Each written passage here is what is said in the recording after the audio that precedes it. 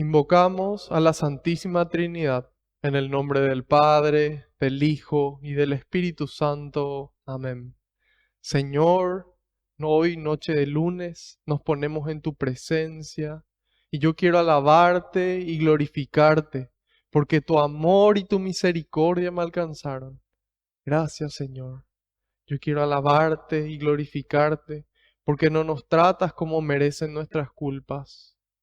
Quiero alabarte y glorificarte, porque por la santa cruz de tu Hijo redimiste al mundo entero por amor y con amor, Señor.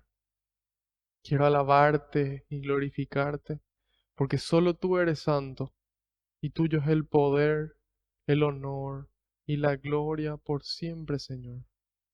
En este momento yo quiero ser humilde como el publicano en el templo y pedirte perdón, Señor, por todos mis pecados, de pensamiento, de palabra, de obra y de omisión. Perdóname, Señor, por aquellas cosas malas que hice y las cosas buenas que pudiendo hacerlas, no las hice.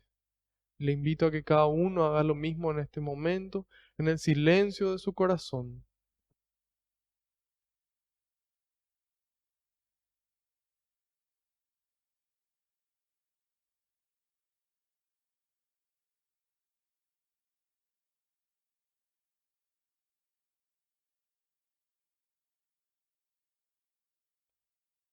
Te pido, Jesús, que se cumpla tu palabra. Tú dijiste que donde dos o más se reúnan en tu nombre, ahí vas a estar vos presente, Señor. Y aquí estamos más de dos. Y sabemos que tú te alegras, Señor, te pones contentísimo de que invirtamos nuestro tiempo en encontrarnos contigo, en escuchar tu palabra.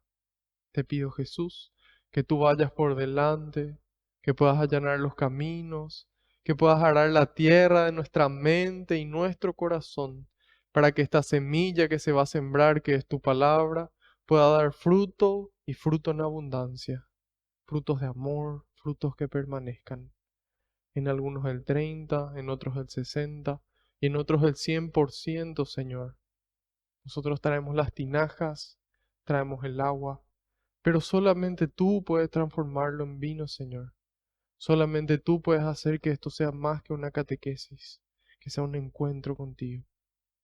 Por eso también, Señor, en este momento, deposito en tus manos cada pedido de oración que recibimos, cada intención de los que estamos participando traemos en el corazón.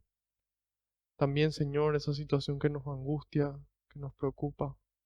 Aquello que nos roba la paz, lo ponemos en tus manos, junto con nuestras alegrías, nuestros sueños, nuestras bendiciones, nuestras familias, nuestra vida entera, Señor. Porque no existe lugar mejor que tus manos, y porque tú todo lo recoges con alegría y se lo entregas al Padre, para que Él nos conceda a cada uno esa gracia que estamos necesitando, a su debido tiempo y acorde a su voluntad. Gloria y alabanza sean dadas a ti por los siglos de los siglos. Amén. Ahora invoquemos todos juntos al Espíritu Santo. Ven, Espíritu Santo, llena los corazones de tus fieles y enciende en ellos el fuego de tu amor. Envía, Señor, tu Espíritu y todo será creado y renovarás la faz de la tierra. Oh Dios, que aleccionaste los corazones de tus fieles con la ciencia del Espíritu Santo, haz que guiados por este mismo Espíritu, saboreemos la dulzura del bien y gocemos siempre de su divino consuelo. Por Jesucristo nuestro Señor. Amén. Ahora quiero pedirles un favor, queridos hermanos, que en un momento de silencio puedan interceder por mí, para que todo lo que transmita sea la voluntad del Padre, a través de las palabras del Hijo, y que sea el Espíritu Santo, el Espíritu de verdad, el Espíritu de amor, el que obre con intensidad en ustedes y en mí también.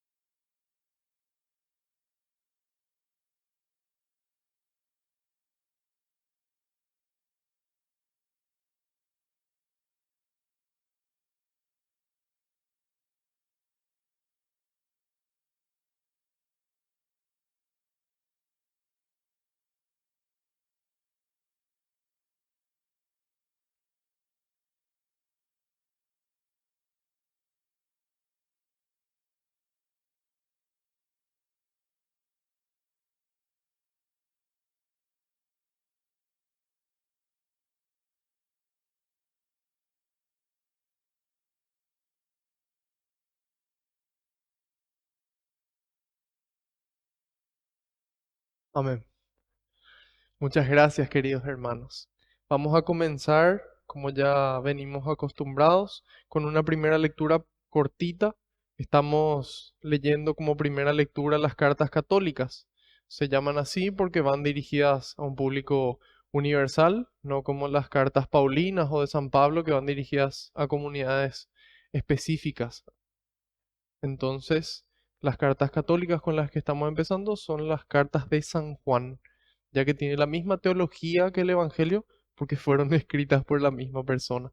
Entonces, vamos a ver hoy la primera carta de Juan. Está hacia el final de nuestra Biblia, antes del libro del Apocalipsis. Primera carta de Juan, capítulo 2. Hoy vamos a ver solamente 3 versículos, del 12 al 14.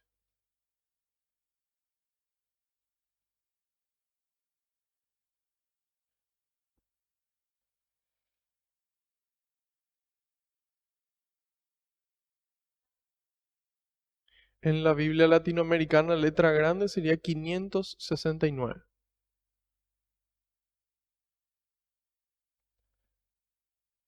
Primera carta de Juan, capítulo 2, versículos del 12 al 14. Esto les escribo, hijitos, ustedes recibieron ya el perdón de sus pecados. Esto les escribo, padres, ustedes conocen al que es desde el principio. Esto les escribo, jóvenes, ustedes han vencido al maligno. Les he escrito, hijitos, porque ya conocen al Padre. Les he escrito, padres, porque conocen al que es desde el principio. Les he escrito, jóvenes, porque son fuertes. La palabra de Dios permanece en ustedes y ya han vencido al maligno. Palabra de Dios, te alabamos, Señor. Entonces en esta carta de San Juan habíamos visto que San Juan se refiere a nosotros como sus hijos espirituales y se refiere a nosotros con amor. ¿Y por qué nos escribe para que nuestra alegría sea completa? ¿Y por qué nos transmite esto en particular de todo lo que él aprendió? Porque es lo mejor que él encontró. Siempre nosotros, como padres, los que ya son padres, y como padres espirituales, los que son padres espirituales, buscan transmitir lo mejor a sus hijos. Entonces es por eso que San Juan nos escribe esto para nosotros hoy.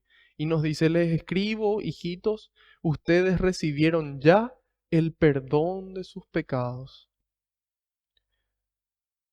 Nuestros pecados son una falta contra Dios y generalmente contra el prójimo también. Entonces nosotros, al fallarle a Dios, no tenemos forma de reconciliarnos con Él. Nuestros medios humanos no nos alcanzan para alcanzar esa reconciliación con Dios. Entonces, ¿qué hizo Dios en su infinito amor? Cuando llegó la plenitud de los tiempos, le envía a su Hijo único al mundo. Él se encarna, vive de forma privada, digamos, a partir de esos 12 años hasta sus 30 años, y luego vimos su vida pública donde Él nos enseña. Al final de esa vida pública Jesús entrega su vida.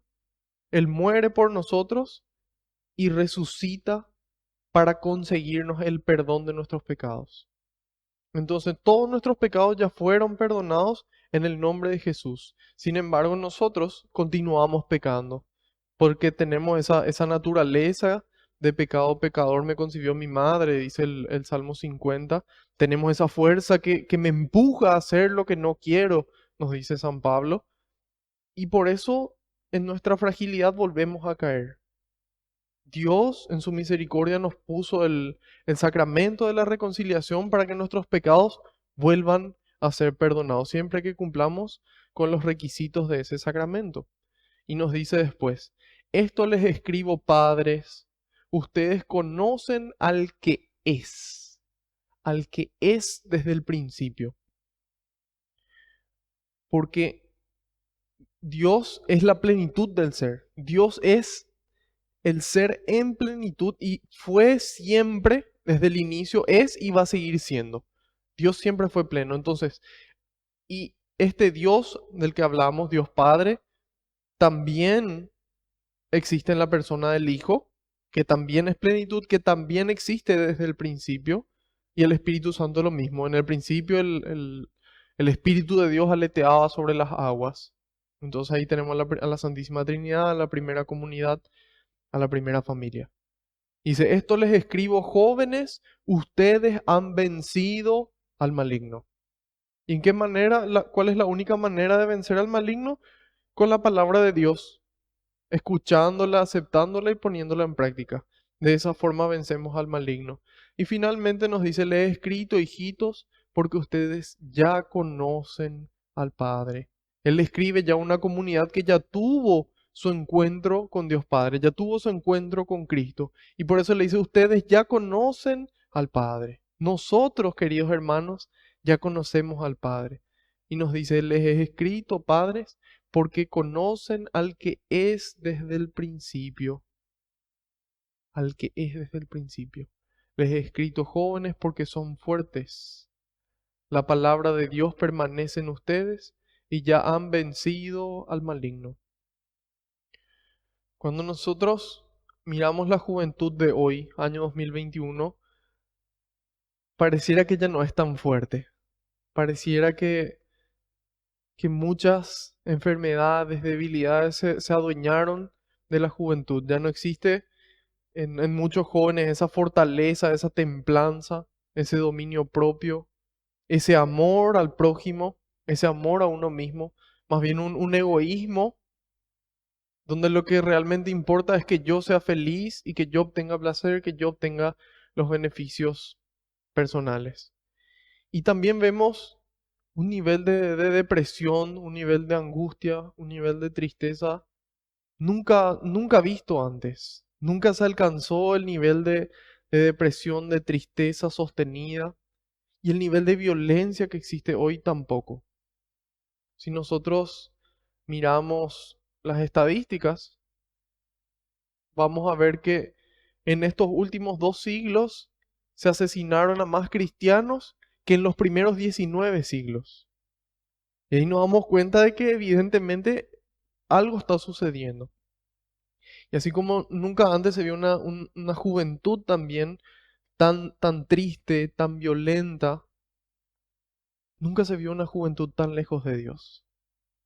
Entonces, ahí radican todos los problemas. Desde el momento en el que nosotros nos alejamos de Dios, sacamos a Dios de nuestra vida o creemos que sacamos a Dios de nuestra vida, entonces eso tiene consecuencias. Porque el fruto de que Dios habita en nosotros es alegría, es amor, es paz, es humildad, es mansedumbre, es dominio propio. Entonces, ahí nosotros podemos ver el reflejo de la cercanía con Dios por los frutos que dan las personas, por cómo viven. Sin embargo, aquí San Juan les escribe a esos jóvenes fuertes y también a los que desean ser fuertes, porque ¿dónde está el secreto? En que la palabra de Dios permanece en ustedes. Ese es el secreto. Ese es el secreto para permanecer de pie hasta el momento de la cruz y después de ella, como María. Entonces, es por eso que es fundamental lo que nosotros estamos haciendo. Es muy importante, es necesario, es vital esta labor que estamos realizando de encontrarnos con la palabra, de conocer la palabra de Dios, porque una vez que yo la conozco, la recibo, ahí puede permanecer. ¿Cómo puede permanecer si nunca llegó, si nunca entró? ¿Cómo los niños van a aprender si su papá y su mamá nunca leen la Biblia? Si nunca comparten con ellos esos conocimientos? Es imposible que permanezcan ellos, por lo tanto es imposible que permanezcan fuertes y que puedan atravesar una pandemia a pesar de las dificultades, a pesar de los dolores y poder permanecer fieles y permanecer firmes y continuar sirviendo, continuar amando, continuar siendo instrumentos de Dios. Entonces es ese nuestro resumen. San Juan nos escribe diciéndonos 3 cosas. Primero, nuestros pecados ya fueron perdonados. ¿Qué nos toca a nosotros? Conservar ese perdón, vivir en estado de gracia y en la medida en la que vivimos en ese estado de gracia, cuidamos ese premio que Jesús consiguió para nosotros, que pagó el premio más, más alto de todos. La sangre del Hijo del Hombre, la sangre del Hijo de Dios se derramó para que se perdonen nuestros pecados. Así de importante es. Nuestros pecados fueron perdonados. Jesús es Dios y estuvo siempre y está ahora y va a estar hasta el final de los tiempos, hasta su segunda venida. Y finalmente, permanezcan en la palabra de Dios. Si ustedes permanecen en la palabra de Dios, están escuchando lo que Dios tiene para decirles y como consecuencia de esa intimidad con Dios, como consecuencia de esa amistad con Dios, con esa, como consecuencia de esa habitación de Dios en nosotros, porque somos templo del Espíritu Santo, entonces podemos permanecer fuertes y damos frutos de alegría, damos frutos de amor, damos frutos de humildad, damos frutos de dominio propio y podemos construir el reino de Dios aquí en la tierra. Así que con estas enseñanzas en mente vamos a pasar ya al Evangelio de San Juan. Vamos a ver hoy el capítulo 2, la segunda mitad de él. A partir del versículo 13, iremos desde el versículo 13 hasta el 25.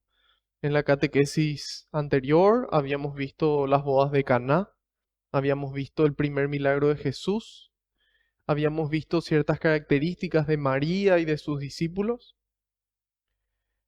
y habíamos visto esa relación entre el Evangelio de San Juan y el Génesis. Les había recomendado yo un, un video que está en YouTube que se llama Cross Purposes o Los propósitos de la cruz, pero tienen que buscar en inglés porque todavía no está en español. Yo ya solicité el permiso a los dueños de los derechos para hacer una traducción al español y entonces todas las personas que no hablan en inglés puedan también tener acceso a ese valor. Sin embargo, todavía no me respondieron. En abril del 2020 envié. Ahora, hace unos 5 días volví a solicitar de vuelta, así que veremos si al que golpea la puerta se le abre. A ver, sí. Sí, sí, sí, no se preocupen.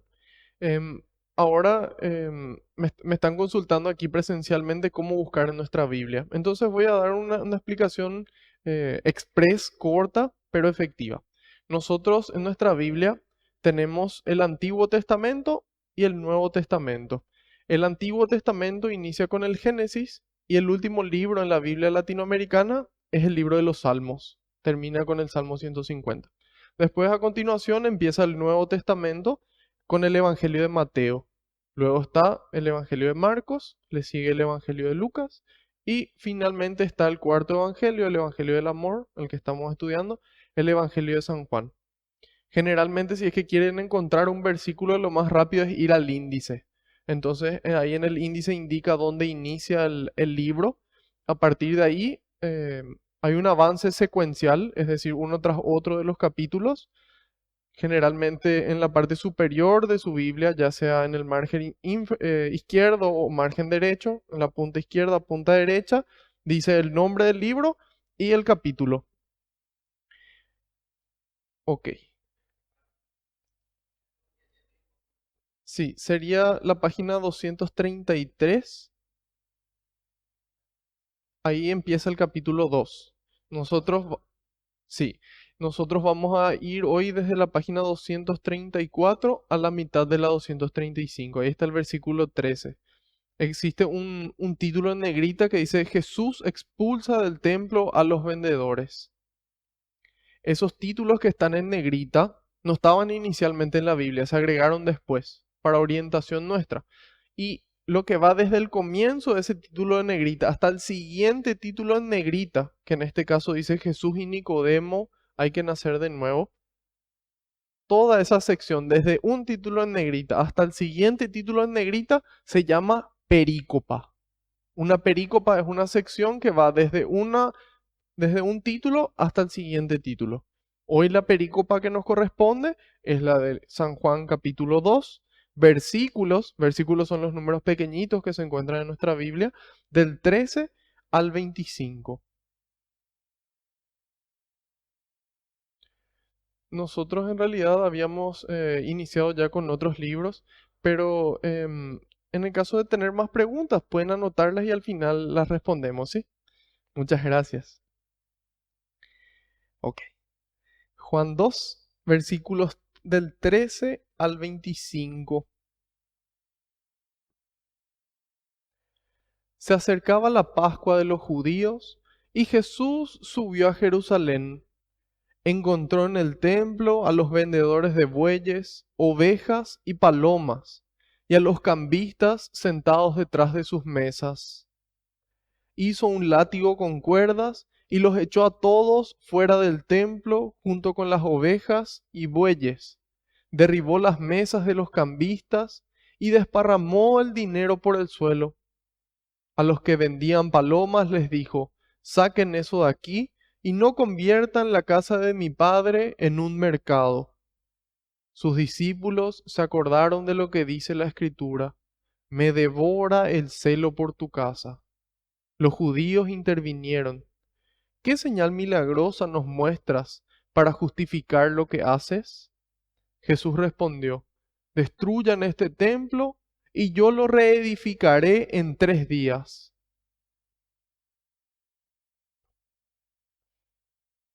Ellos contestaron: han demorado ya 46 años en la construcción de este templo, ¿y tú piensas reconstruirlo en 3 días? En realidad, Jesús hablaba de ese templo que es su cuerpo. Solamente cuando resucitó de entre los muertos, sus discípulos se acordaron de que lo había dicho. Solamente cuando resucitó entre los muertos, sus discípulos se acordaron de que lo había dicho y creyeron tanto en la Escritura como en lo que Jesús dijo. Jesús se quedó en Jerusalén durante la fiesta de la Pascua y muchos creyeron en él al ver las señales milagrosas que hacía.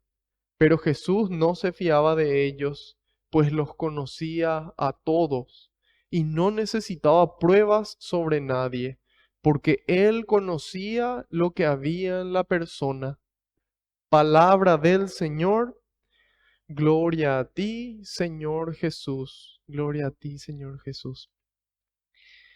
Vemos entonces que se acercaba la Pascua de los judíos y Jesús subió a Jerusalén. Encontró en el templo a los vendedores de bueyes, ovejas y palomas y a los cambistas sentados detrás de sus mesas. ¿A qué templo se está refiriendo aquí? Evidentemente al templo de Jerusalén. Sin embargo, el templo de Jerusalén fue construido inicialmente por el rey Salomón. Sin embargo, ese templo fue destruido y después se construyó un segundo templo que fue construido por Herodes el Grande. Y hay otros historiadores que dicen que ya fue Herodes Agripa II. Sin embargo, no hace diferencia. Lo que hace diferencia es que este primer templo que construyó Salomón, se construyó en el siglo X antes de Cristo, en el siglo X antes de Cristo, y fue destruido por los babilonios en el año 587. Invaden los babilonios, destruyen el templo y se produce el hecho más triste y lamentable en toda la historia del pueblo judío. Son exiliados de la tierra prometida a Babilonia. Eso fue el hecho más triste para ellos porque a ellos se les había dado dos promesas. Una, descendencia, grande como y numerosa como las estrellas del cielo. Y segundo, una tierra de la que emana leche y miel. Entonces, ¿qué ocurre? Empieza la historia de la salvación. Si quieren entrar con más detalles, pueden encontrar en YouTube y también en Spotify una catequesis que se llama Etapas de la historia de la salvación. Etapas de la historia de la salvación que grabamos hace un tiempo. En síntesis, año 1700 antes de Cristo, Abraham escucha el llamado y ahí empieza la historia del pueblo judío con Yahvé. Va transcurriendo los patriarcas, Moisés, y se acercaba a la tierra prometida. Con Josué conquistan la tierra prometida. Moisés no logró entrar en la tierra prometida, sin embargo Josué sí, conquistan la tierra prometida. Eso ocurrió más o menos en el siglo XII. Más o menos en el siglo XII entran ellos en la tierra prometida. En el siglo X se construye el templo en la tierra prometida. Y en el año 587 le invaden los babilonios, destruyen y les exilian. Entonces, por eso fue el hecho más fatídico para ellos, porque la tierra que Dios le había prometido perdieron. Sin embargo, en el segundo templo, habíamos visto ya que en el año 164, entre el 164 y 135 antes de Cristo, se producen las guerras hasmoneas con la dinastía de los hermanos Macabeos. Y ahí ellos reconquistaron, por fin volvieron a ser libres. Fueron esclavos de los egipcios, de los babilonios, de los persas, de los griegos, de los romanos. En el año 164 consiguen su libertad. Y ahí empieza la limpieza del templo. ¿Qué había pasado con el templo? Entró dentro toda idolatría, todos los dioses de los demás pueblos, y ellos hacen esa limpieza del templo. Sin embargo, recién se produce la, la reconstrucción alrededor del año 19 antes de Cristo. Ahí Herodes, que era el rey, él para confraternizarse con los judíos le dice, bueno, vamos a reconstruir el templo. Excelente. ¿Y qué hacía Herodes? Quitaba los tesoros de la tumba de David y de ese dinero que quitaba de ahí utilizaba para la reconstrucción del templo. Entonces, era como que gracias por la reconstrucción del templo, pero estás destruyendo el tesoro del hombre que vivió acorde al corazón de Dios, que era el rey David, el rey David. Y entonces había ese enfrentamiento. Sin embargo, en el año, bueno, vamos a ver que después recién en el año 70 se va a destruir este templo. Evidentemente que esto ocurrió antes del año 70, estamos hablando aproximadamente del año 27 antes de Cristo, y era este templo ya el segundo templo del que estamos hablando. Este templo, para que podamos ubicarnos, voy a mostrarles en pantalla, lucía más o menos así. Si quieren pueden abrir el Facebook o si no les voy a ir describiendo igual. Pero básicamente era una construcción enorme que si vemos en la entrada, abajo a la derecha, estaba la puerta de la Hermosa, se llama, que es donde ocurrió el milagro de San Pedro y de San Juan. Vamos a cambiar de imagen. Ahí se ve un poco más de cerca. Esto sería una maqueta. Y ahora sí, esta puerta dorada que se visualiza es la puerta de la Hermosa. Adentro vamos a ver los diferentes atrios. El primer patio que vemos ahí es el patio de las mujeres. Cuando nosotros continuamos avanzando hacia adentro, vamos a encontrar el patio de los judíos y finalmente esta construcción que vemos de mayor altura es el lugar santo, donde solamente podrían entrar los sacerdotes. Vamos a ver aquí cómo estaba la entrada y aquí a la izquierda dice, bueno, está en portugués este mapa, pero les traduzco, dice patio de los gentiles, patio de los gentiles. Era probablemente ahí donde se encontraban. Voy a colocar ahora una cruz para que se visualice. Eh,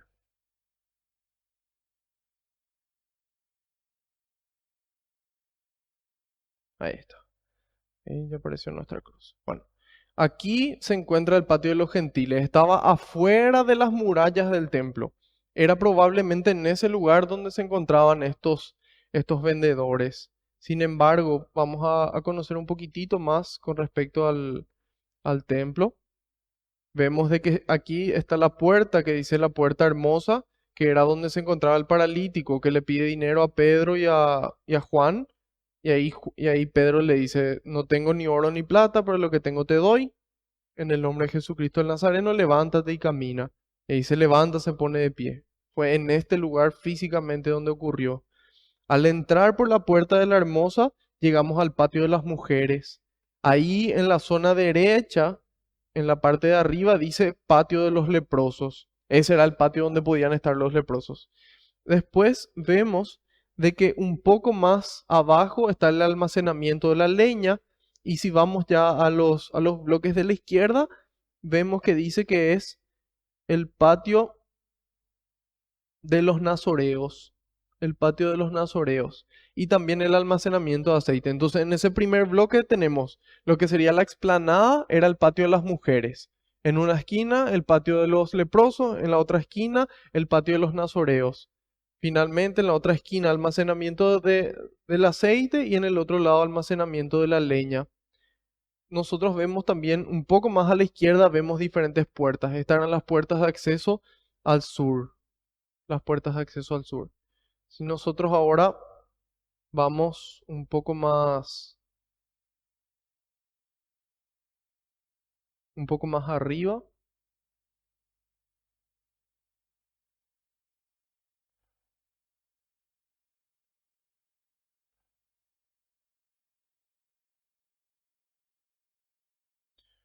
bueno, ahí está.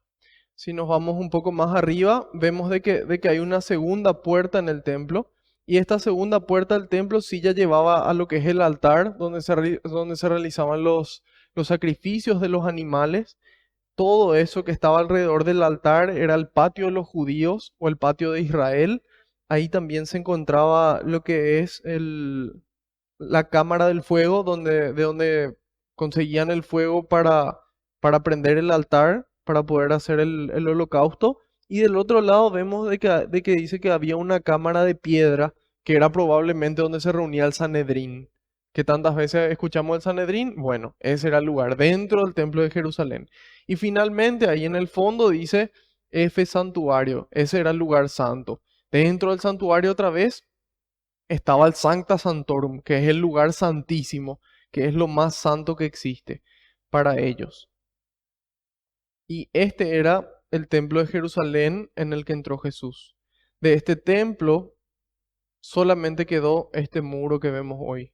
Hoy día se conoce como el Muro de las Lamentaciones, donde van los musulmanes y los judíos, por supuesto, a orar. Y eso es lo que quedó después de la destrucción del templo en el año 70. Fue uno de los ataques romanos. Se enojaron porque en el año 66 los celotes, que eran judíos, pero de una casta o de un grupo político, se levantaron ellos, quisieron violentamente levantarse en contra de Roma. Eso no le gustó a Roma, vinieron en el año 70, destruyeron el templo de Jerusalén y fueron atacando sucesivamente hasta que en el año 135 el emperador Adriano termina de destruir, construye ciertos templos dedicados a sus dioses y les expulsa a los judíos nuevamente de su tierra so pena de muerte. Es decir, a los judíos que quieran entrar a su territorio perdían, perdían la vida. Bueno, eso fue un poco de historia. Se acerca la Pascua de los judíos y subió Jesús a Jerusalén. Ya habíamos visto en qué parte se encuentra Jerusalén también, en en este mapa de Palestina. Se encuentra aquí en el sector de abajo.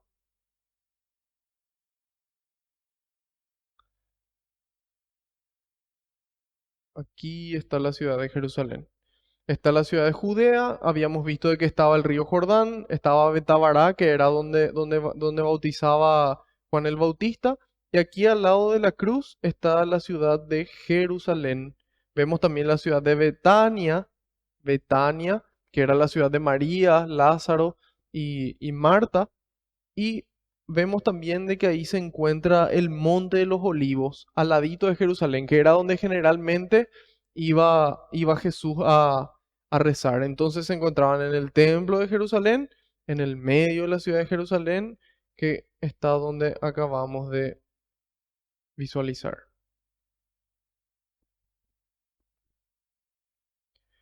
Encontró en el templo, nos dice, a los vendedores de bueyes, ovejas y palomas, y a los cambistas sentados detrás de sus mesas.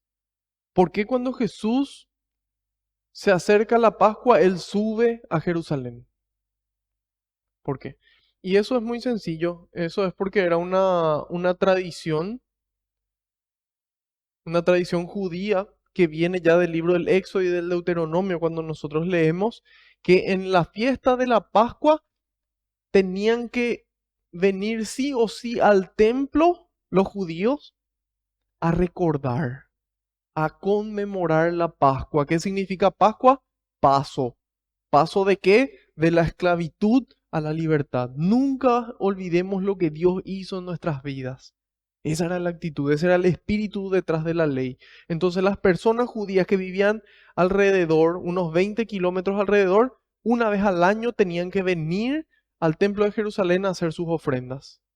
Tenían que hacer sus ofrendas. Había un impuesto al templo que tenían que pagar y una ofrenda de animales, dependiendo de su capacidad adquisitiva, una vez al año. Y la gente que vivía más lejos, una vez en la vida. Cuando nosotros miramos aquel entonces en esas peregrinaciones de Pascua, entre 100.000 y 250.000 personas venían al templo de Jerusalén. Esa era la cantidad de gente que se juntaba. Venían de todas partes, venían los que estaban cerca, que venían una vez al año, venía la gente que estaba lejos y tenían que pagar el impuesto al templo y hacer su ofrenda. ¿Cuánto costaba el impuesto al templo? Era 2 dracmas. Ah, ya, qué bueno.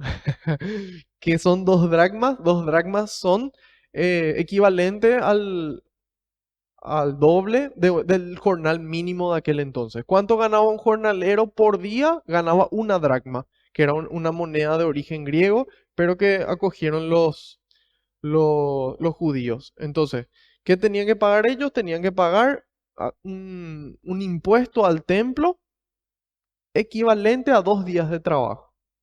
Ese era el impuesto que tenían que pagar. Y después tenían que hacer sacrificios, dependiendo de su capacidad adquisitiva, tenían que sacrificar o un buey, o un cordero, o una paloma. Y también del tamaño de la familia. Si era una familia chica, entonces la palomita, ya está. La ofrenda agradable a Dios. Por eso es que, ¿por qué sube Jesús? Por la tradición. Él siendo Dios, él cumple con la ley.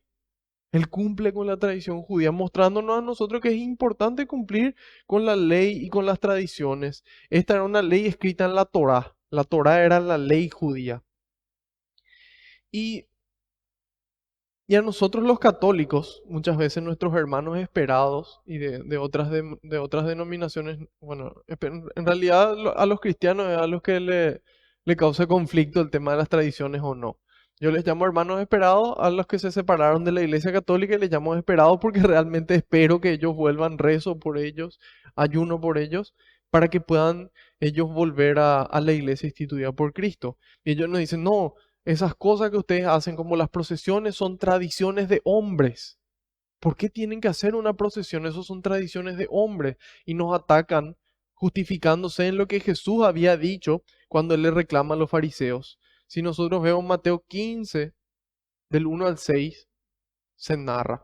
Unos fariseos y maestros de la ley habían venido de Jerusalén, se acercaron a Jesús y le dijeron, ¿por qué tus discípulos no respetan la tradición de los antepasados? ¿No se lavan las manos antes de comer? ¿Qué responde Jesús? ¿Y ustedes por qué quebrantan el mandamiento de Dios en nombre de sus tradiciones? Pues Dios ordenó, cumple tus deberes con tu padre y con tu madre, y también el que maldiga a su padre o a su madre debe ser condenado a muerte. En cambio, dice, eso era lo que estaba establecido, que había que cuidar de los padres. En cambio, ustedes, es correcto decir a su padre o a su madre, lo que podías esperar de mí, ya lo tengo reservado para el templo. Entonces, esa responsabilidad que yo tenía con mis padres, si yo pongo acá para el templo, se acabó la responsabilidad. Y ahí dice Jesús. En este caso, según ustedes, una persona queda libre de sus deberes para con su padre y su madre. Es así como ustedes anulan el mandamiento de Dios en nombre de sus tradiciones. En nombre de sus tradiciones. ¿Cuál era el problema de la tradición en sí? No. El problema es la tradición que va en contra de la voluntad de Dios. ¿Qué quería Dios? Que uno cuide de sus padres, que cuide de su papá y de su mamá.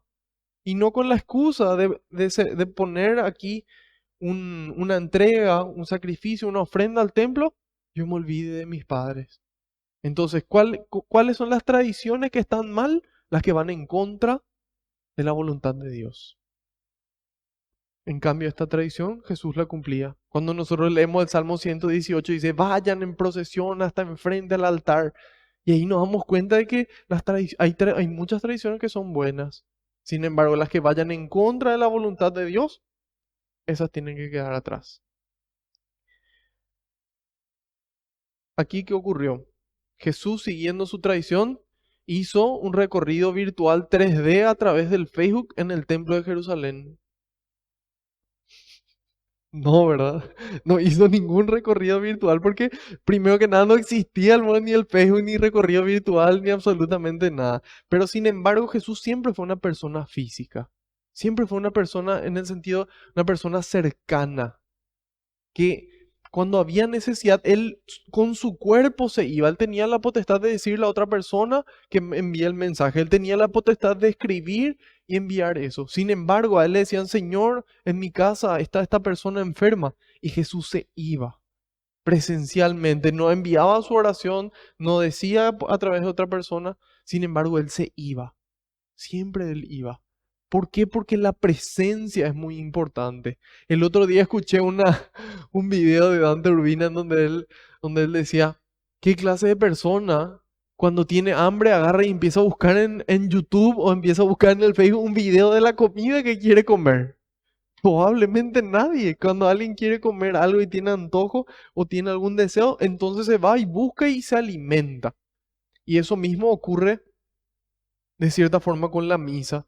Mucha gente por miedo a- al virus y al contagio no asisten a la misa. Y entonces, ¿qué hacen? Entran a través del Facebook y pueden mirar ahí y ven el alimento, pero sin embargo no se alimentan físicamente. Y hay veces en donde es perfectamente comprensible que la persona no puede levantarse, la persona está en una situación complicada. Entonces ahí, claro que sí, la comunión espiritual da los frutos por la fe de la persona. Y la comunión espiritual es una enseñanza de nuestra iglesia. No es que es un invento nomás de ahora. Entonces, si nosotros tenemos la oportunidad de comer, ¿por qué no vamos?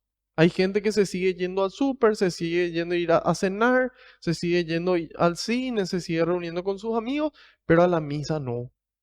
A la Santa Eucaristía donde el Señor nos espera físicamente para hacerse uno con nosotros, ahí no. Por eso que es importante esta presencia física. Y no se vive de igual forma estando sentado ahí frente a tu pantalla que estando presencialmente en la misa. Entonces, si se tiene la oportunidad, anímense. Anímense, tengan los cuidados necesarios. Usen los tapabocas, lávense las manos, cuídense, pero vayan junto al Señor. El Señor dijo, el que come mi cuerpo y bebe mi sangre tiene vida eterna y yo le resucitaré el último día. No dijo, al que mire mi celebración y mi transformación, yo le daré vida eterna. A la gente que no se puede, obviamente que jamás Dios nos va a pedir algo que no podemos hacer. Sin embargo, a la gente que puede, es importante ir. El Señor nos espera y ahí escuchamos su palabra, nos levantamos, cantamos con ganas, no como suele cantar la gente. Gloria a Dios, gloria a Dios. Parece que le van a pegar si es que cantan más fuerte o si cantan con ganas.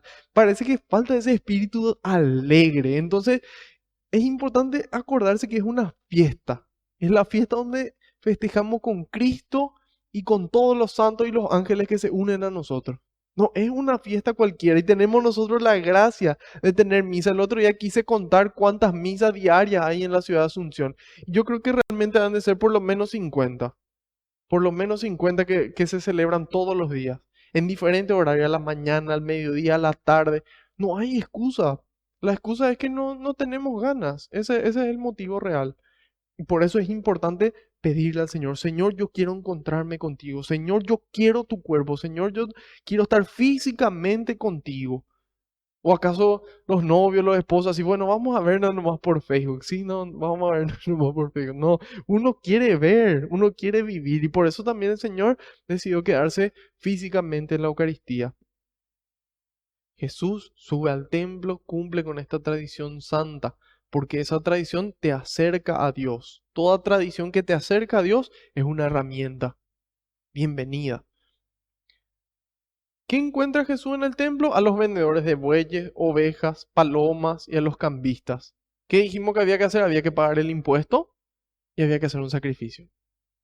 El sacrificio eran estos animales que ellos vendían. Y estas personas vendían los animales mucho más caros de lo que normalmente vendían. Se aprovechaban que venían 100.000, 250.000 personas según lo que estuve leyendo ganaban aproximadamente entre 40 y 45.000 dólares con su negociado. Entonces era un negocio importante el que ellos tenían. Y los cambistas eran las personas que aceptaban las monedas extranjeras y cambiaban a dracmas. ¿Por qué? ¿Qué se aceptaba en el templo? Dracmas, que era la moneda local. Entonces los cambistas que hoy nosotros vemos ya estaban acá hace 2000 años lucrando. Y ellos cobraban entre un 4 y 8% el valor real de la moneda. Entonces básicamente, ¿qué estaban haciendo? Le estaban robando a la gente. Porque la gente venía para cumplir con su tradición, para acercarse a Dios. ¿Y qué hacían ellos? Ah, bueno, quieren cumplir. Bueno, nosotros en vista de que estamos acá, le vendemos más caro los animales. Ah, vos venís de lejos, no hay problema. 8%. Y así hacían un negocio de las cosas de Dios. ¿Qué hace Jesús? Dice, les vio a ellos, les encontró, les notó ahí. Y entonces, ¿qué dice Jesús? Se fue y los saludó cordialmente y le dijo, y bueno amigos, ¿qué vamos a hacer? La economía está difícil, les entiendo. Y si ustedes piensan de que está bien esto, no hay ningún problema, sigan así. No, ¿verdad? No hace eso el Señor, sino que el Señor se enoja.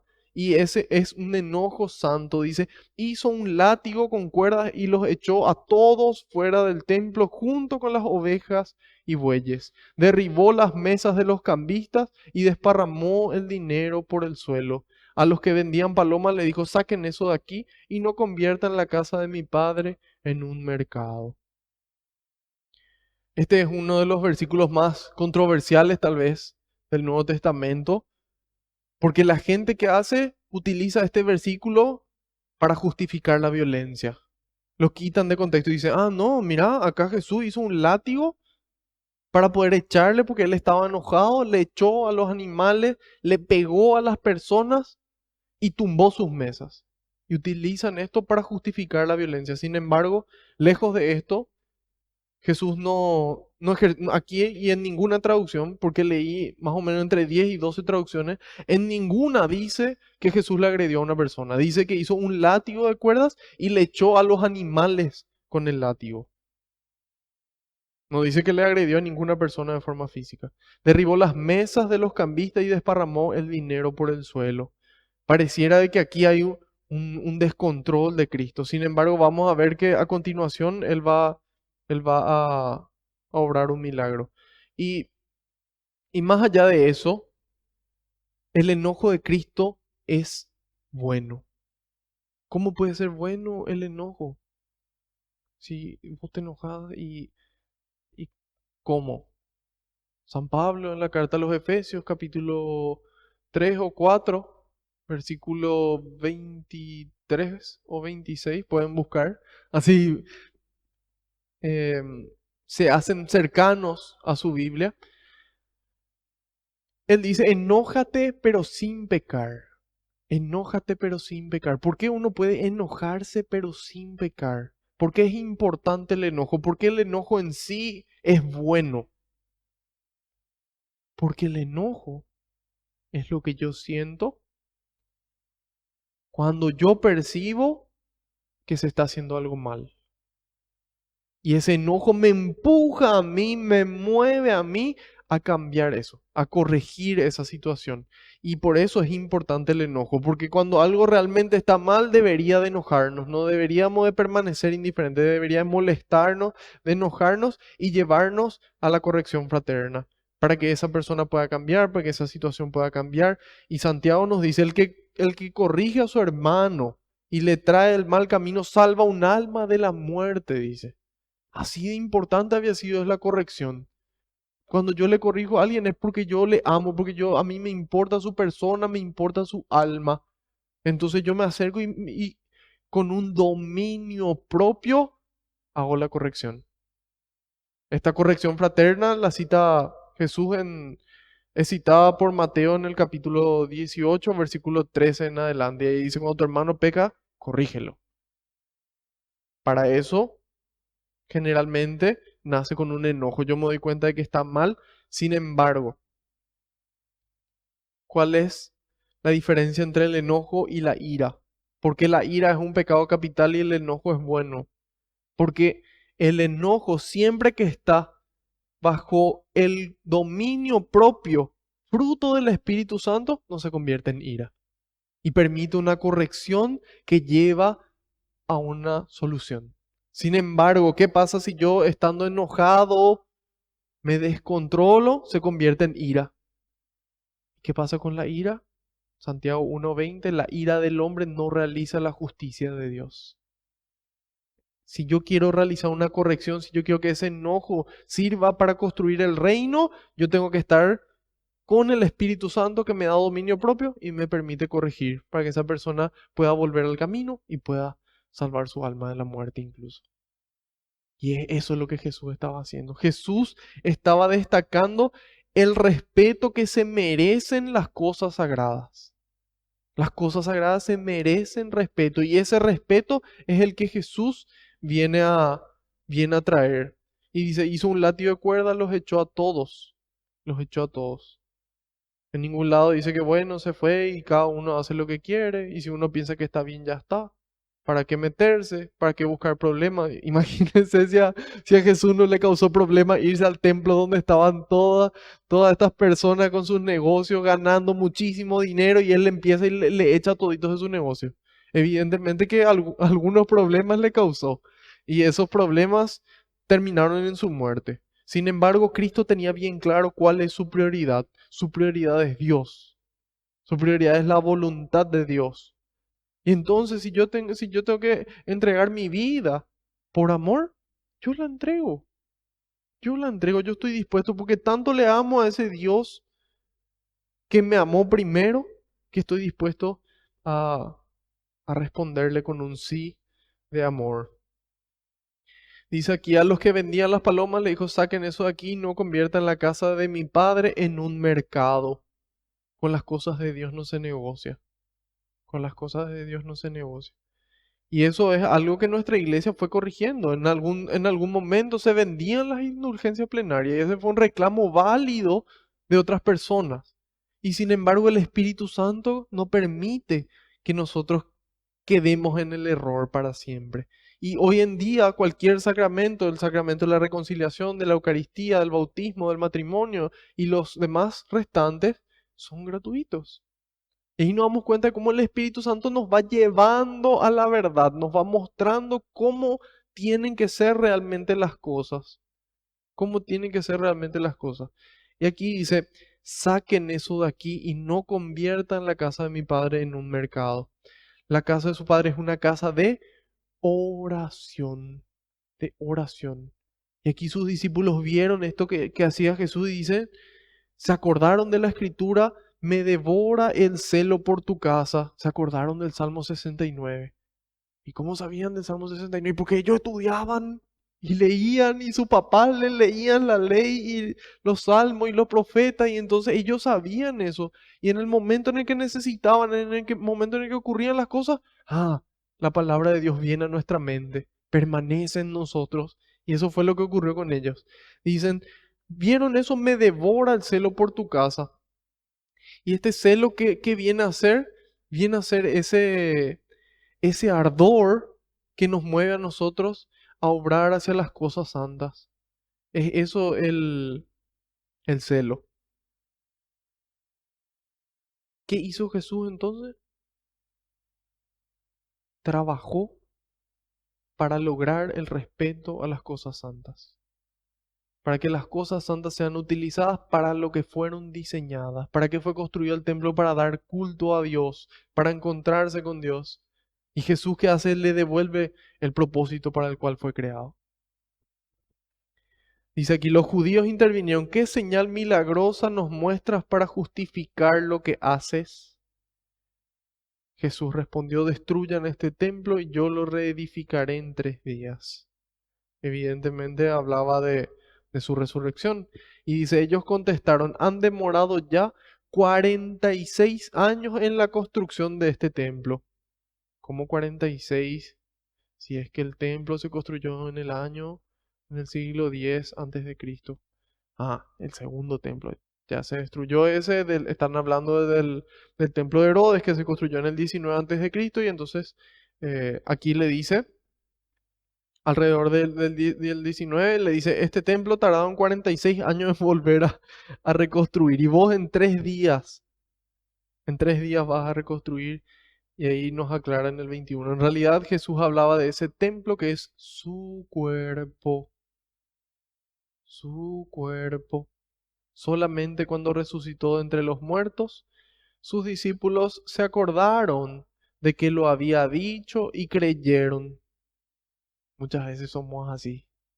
Recién cuando vemos ahí parece que, bueno, sí, el otro día estaba hablando con uno de mis mejores amigos que es ateo y, y él me decía, mira, yo no creo lo que está acá escrito. Vos me decís que hay el alma, vos me decís los milagros, yo no creo eso.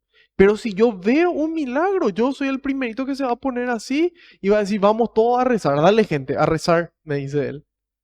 Y le dije, mira, yo te puedo mostrar un milagro que ocurrió en mí. Yo vi un milagro porque en mi cuerpo se dio el milagro. Y le mostré el testimonio que yo había compartido del golpe del pie que había tenido y cómo se curó en un tiempo eh, extremadamente corto. Inclusive le mostré yo a los médicos esa evidencia y me decían, no, ¿sabes qué? No, no es normal esto. Ok. Y él me dice, sí, pero ¿cómo sabemos entonces que es Dios? Y ahí nos damos cuenta de cómo hay gente que aunque vea, tal vez no vaya a creer. Sin embargo, la mayoría cuando ve, cree. ¿Cuándo la gente va a creer que Cristo está vivo y resucitado? Cuando ve a Cristo en nosotros, en vos y en mí, en vos y en mí. Y cuando la gente le ve a Cristo caminar de vuelta, viendo su figura, paseándose entre nosotros, ahí la gente va a creer. Ya Benedicto XVI en el año 1969 dio una profecía y él dijo, la iglesia se va a hacer pequeña. Los templos ya no se van a poder llenar, los espacios que tenía antes ya no. Sin embargo, se va a presentar de una forma nueva. Se va a presentar como la comunidad, dice él, de la libre elección. Acá está quien quiere estar. No está porque su papá, porque su mamá, porque su abuela, porque su hermano. No. Hoy en día ya no es así. Hoy en día la gente que está sentada del otro lado es porque quiere estar. Es la comunidad de la libre elección. Y por eso, porque están solamente los que quieren estar, se va a presentar con una fuerza nunca antes vista. Porque la gente que está ahí no está por tradición, no está por costumbre, está porque quiere estar, porque está convencida. Y ese convencimiento te lleva a actuar. Esa cercanía con Cristo lleva a dar fruto, lleva a alegría, lleva a la paz. Y eso ve la gente y la gente quiere. Cuando la gente sepa de que lo que nos da a nosotros esa alegría, esa paz, esa generosidad, ese amor, es Dios. Y van a buscar a Dios. Ahí la gente va a querer volver a la iglesia. Ahí la gente va a querer ser amigos de Cristo, ser discípulos misioneros. Y esa es nuestra responsabilidad. Esa es nuestra responsabilidad como cuerpo de Cristo. Nosotros somos el cuerpo y Cristo es nuestra cabeza. ¿Dónde está escrito eso? Busquen en su Biblia. Busquen en su Biblia. Nosotros, la iglesia, somos el cuerpo de Cristo. Y Cristo es la cabeza.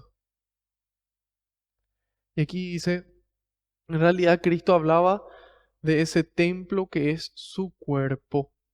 Su cuerpo. Aquí hay una importancia grande a lo que es el cuerpo. Y aquí hay dos enseñanzas principales con las que vamos a ir quedándonos. Una es que Dios no quiere sacrificios. A Dios no le sirve los sacrificios de animalito y de buey y de oveja y de paloma. Por eso Jesús le echa a todas esas personas que se dedicaban a ese negocio. Primero porque no se negocia con las cosas de Dios, no se roba. Todas esas personas que a partir de que empezó la pandemia empezaron a subir ciertos medicamentos, le están robando a la gente. Todas esas personas que se aprovecharon y suben sus precios de forma alevosa, aprovechándose de la gente, están haciendo lo mismo. Y es importante que puedan cambiar.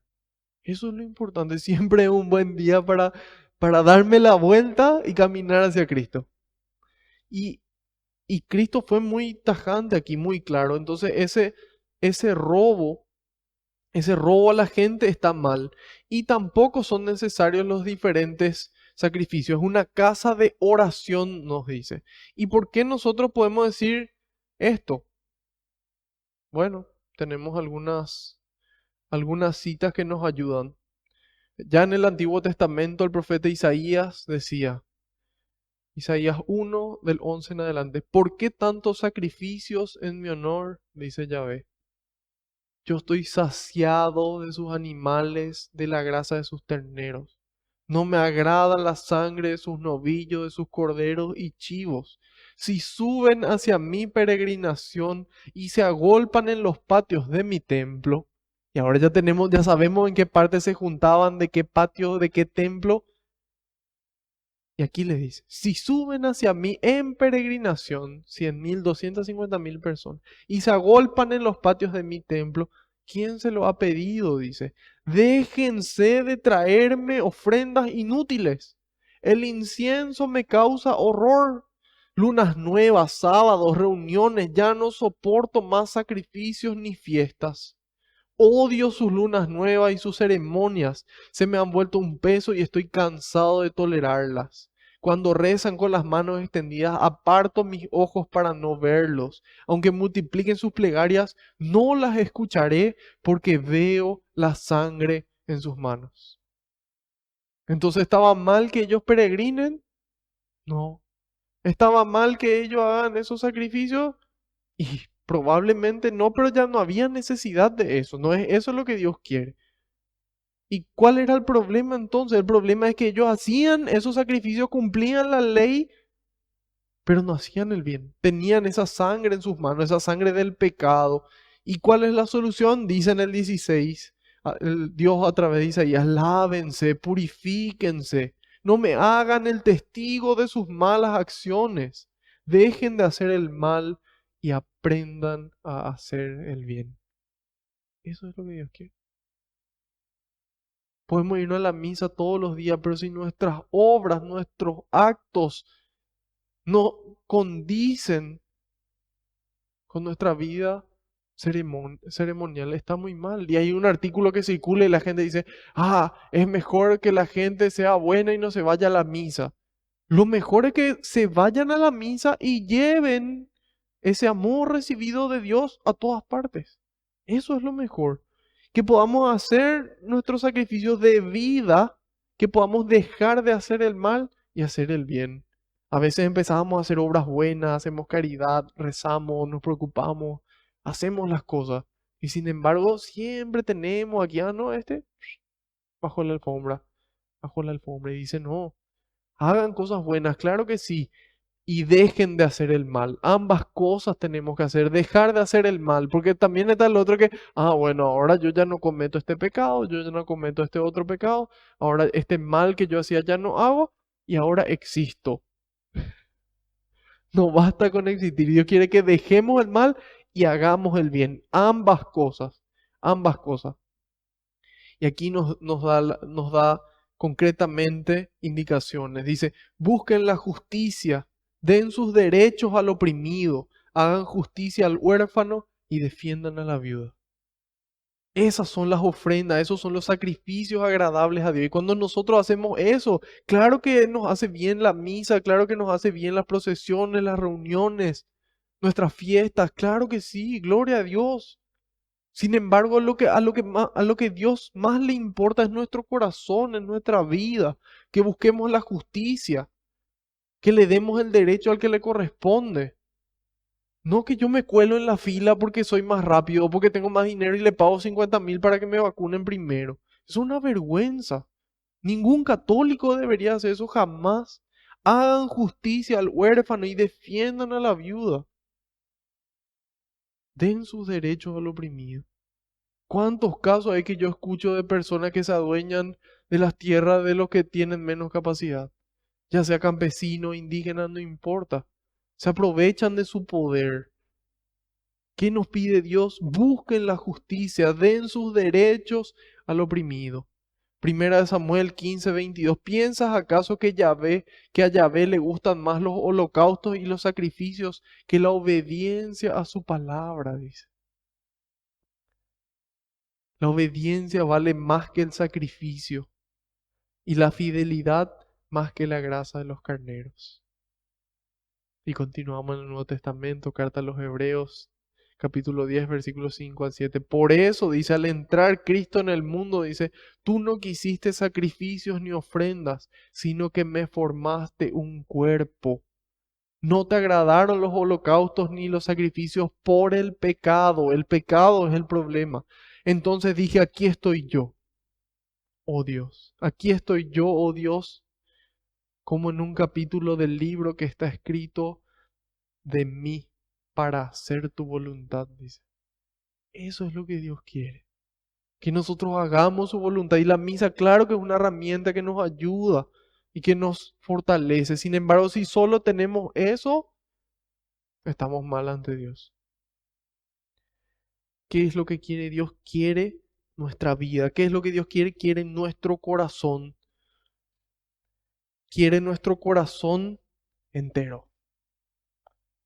Quiere nuestro corazón entero. Y aquí Jesús habló de su cuerpo. Y ahí entra nuestro cuerpo. Nuestro cuerpo. Es muy importante que nosotros cuidemos nuestro cuerpo, nuestra mente, porque, porque es templo de Dios. San Pablo dice en la primera carta a los Corintios, capítulo 6, dice, no encuentro, bueno, voy a decir de memoria. Primer capítulo, es la primera carta a los Corintios, capítulo 6, versículo 19. Dice, ¿no saben acaso que ustedes son templo del Espíritu Santo? Dice. ¿No saben que son templo del Espíritu Santo y que ya no son de ustedes? Dice. Ya no son de ustedes. Por ustedes se pagó el precio más alto. Se pagó la sangre de Cristo, dice el 20. La sangre de Cristo se pagó por nosotros. Nosotros no somos dueños de nosotros mismos, ni de nuestro cuerpo, ni de nuestra mente, ni de nuestro espíritu. Somos de Dios y tenemos que cuidar como tal. Cuidar nuestro cuerpo, cuidar nuestra mente.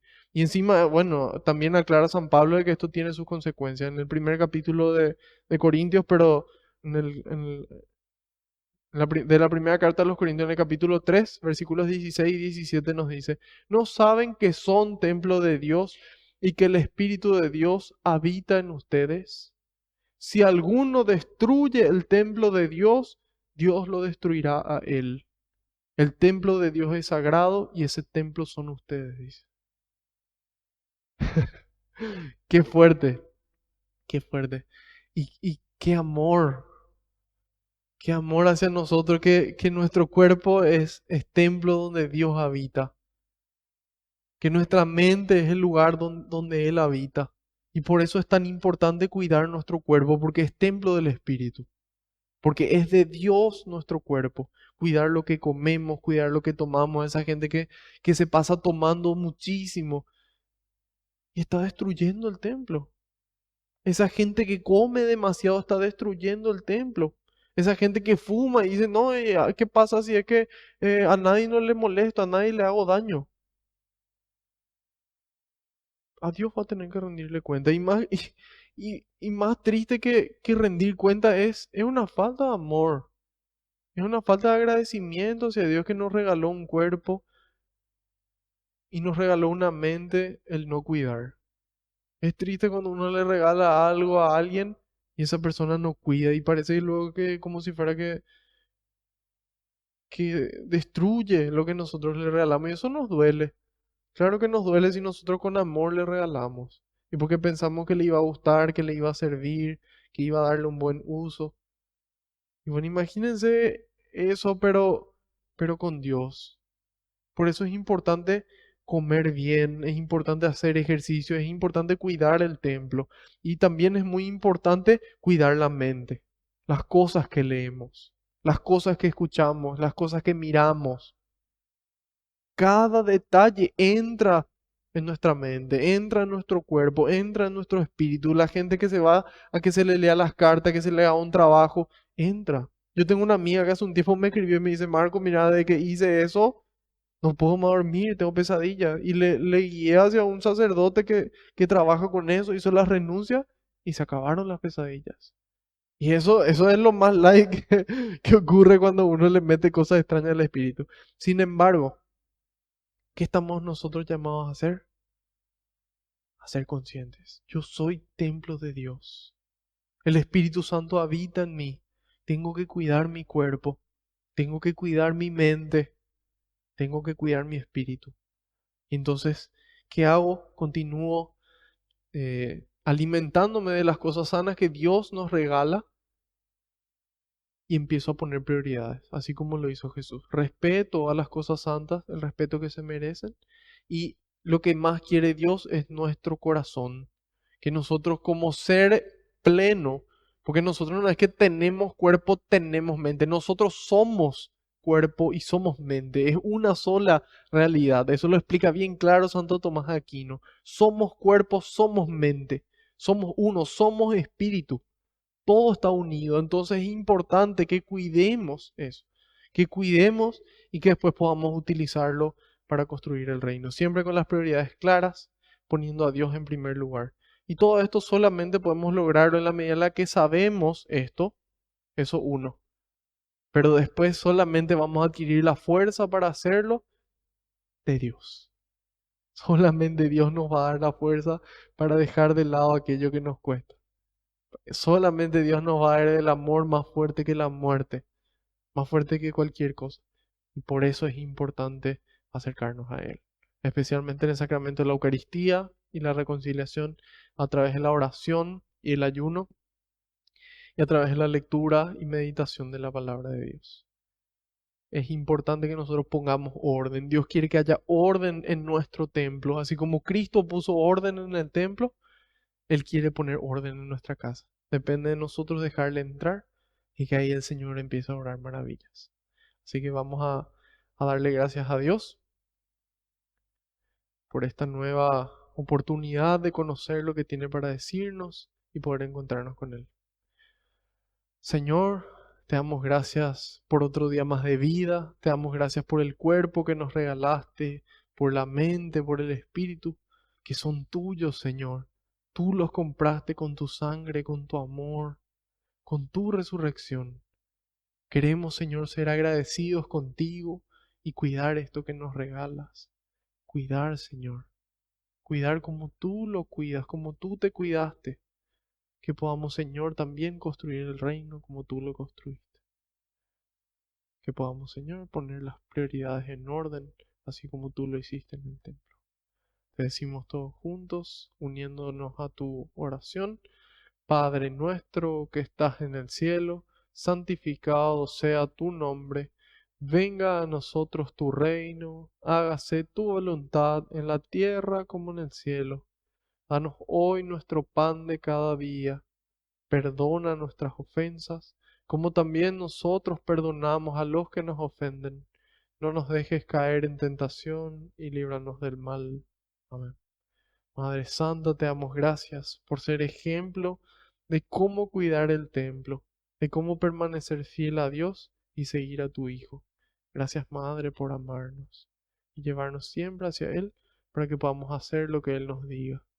Dios te salve María, llena eres de gracia, el Señor es contigo.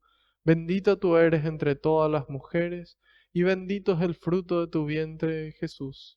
Santa María, Madre de Dios, ruega por nosotros los pecadores, ahora y en la hora de nuestra muerte. Amén. Siendo caso al pedido del Papa, rezamos a San Miguel Arcángel. San Miguel Arcángel, defiéndenos en la batalla, sé nuestro amparo contra la perversidad y acechanzas del demonio. Reprímale Dios, pedimos suplicantes. Y tú, príncipe de la milicia celestial, arroja al infierno con el divino poder a Satanás y a los demás espíritus malignos que andan dispersos por el mundo para la perdición de las almas. Amén. Gloria al Padre, al Hijo y al Espíritu Santo, como era en el principio, ahora y siempre, por los siglos de los siglos. Amén. Alabado sea Jesucristo, sea por siempre bendito y alabado. Que la paz y la alegría del Señor nos acompañen a todas partes, en el nombre del Padre, del Hijo y del Espíritu Santo. Amén. Otro lunes más, queridos hermanos. Espero que haya sido de bendición. Si es que ya están viendo nuestra grabación desde el canal de YouTube, les pido que por favor puedan darle me gusta y suscribirse al canal. De esa forma también ayudan con esta labor de evangelización para llevar al Señor y su palabra a todos los rincones del mundo. Nos veremos el próximo lunes a la misma hora y por el mismo canal. Dios mediante y por delante. Buenas noches.